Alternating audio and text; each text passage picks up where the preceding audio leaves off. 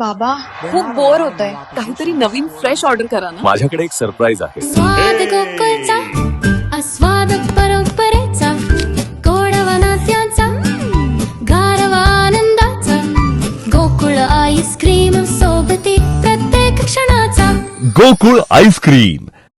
मालवणच्या श्री शिवराज मंचच्या कलाकारांनी सादर केलेल्या शिवराज भूषण या नाटकानं कुडाळकर रसिकांवरती अक्षरशः गारुड केलं. पाहूयात.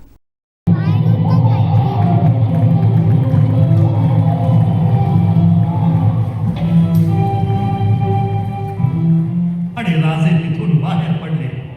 खानाचं नशीब बलवत्तर म्हणून जीवावर बेताड होते ते फक्त 3 बोटांवर निभावले.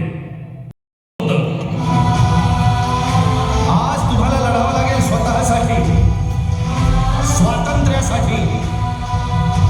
मी तुम्हाला वचन देतो, आज जर राजांना वाचवलं तर या घोडखिंडीच्या दगडावरती तुमची नावं कायमची कोरली जातील आणि तुम्हाला तुमचा हक्काने मागता येईल.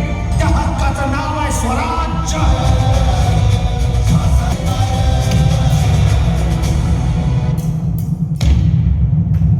अखेर तोफांचे वार झाले आणि बाजींनी आपला देह त्या खिंडीत ठेवला. बांदल सेनेच्या रक्तानं खिंड पावन झाली.